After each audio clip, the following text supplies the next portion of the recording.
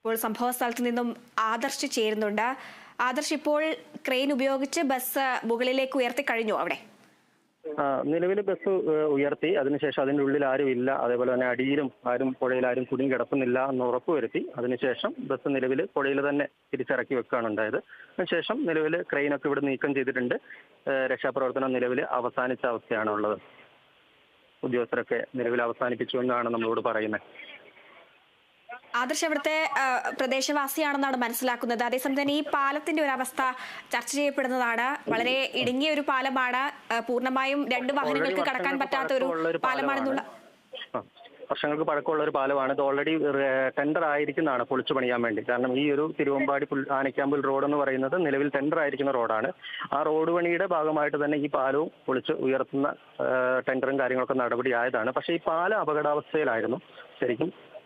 ഒന്നാമത് ഈ പാലത്തിന് വീതി കുറവാണ്, അതുമാത്രമല്ല അപകടാവസ്ഥയിലുമാണ്. ഇതിന്റെ അപ്രോച്ച് റോഡ്, അതായത് സംരക്ഷണ ഭിത്തി, ഇതൊക്കെ തകർന്ന അവസ്ഥയിലായിരുന്നു ഉണ്ടായിരുന്നത്. ഈ ബസ് മറിയാനുള്ള കാരണം ഈ പറഞ്ഞ പോലെ സൈഡ് കൊടുത്തതോ അല്ലെങ്കിൽ ബ്രേക്ക് നഷ്ടപ്പെടുകയോ അങ്ങനെ എന്തെങ്കിലും ആവാനാണ് സാധ്യത എന്നാണ് നമ്മൾ മനസ്സിലാക്കുന്നത്. ദൃക്സാക്ഷികളും ഒക്കെ പറയുന്നത് അങ്ങനെ തന്നെയാണ്. ഈ ഒരു വാഹനം വന്നാൽ സൈഡ് കൊടുക്കാനുള്ള ഒരു സ്ഥലം ഈ പാലത്തിനിടയിൽ ഇല്ലേ? ഈ പാലത്തിനില്ല. റോഡിന് വീതി ഉണ്ടെങ്കിലും അത് വർഷങ്ങൾക്ക് പഴക്കമുള്ള ഒരു പാലമാണ്. അപ്പൊ അതുകൊണ്ട് തന്നെ പാലം മുമ്പ് പണിതായതുകൊണ്ട് പാലത്തിന് വീതി കുറവാണ്.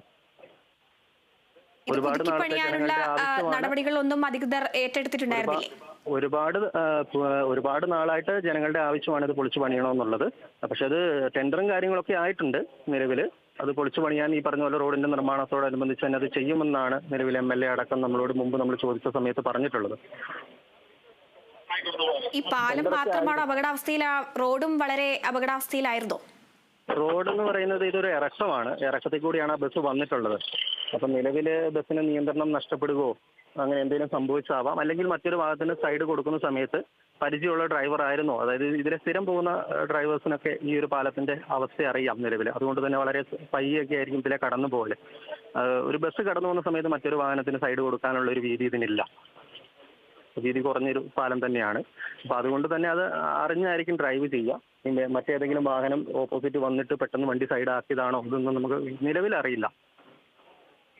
അപ്പൊ ഇത് സൈഡ് കാട് പിടിച്ചു കിടക്കുന്നതുകൊണ്ട് തന്നെ സൈഡ് ഉണ്ടോ എന്നൊന്നും ഡ്രൈവർക്കാണെങ്കിലും അത് മനസ്സിലാവാനുള്ള സാധ്യതയില്ല. ഒരു പക്ഷേ അങ്ങനെ സൈഡ് ഒരു പരിധി കൂടുതൽ കൊടുത്തപ്പം ചിലപ്പം അങ്ങനെ മറിഞ്ഞതാവാം. എന്തായാലും 40ഓളം പേർക്ക് അപകടത്തിൽ പരിക്കേറ്റു എന്നാണ് അറിയാൻ സാധിക്കുന്നത്.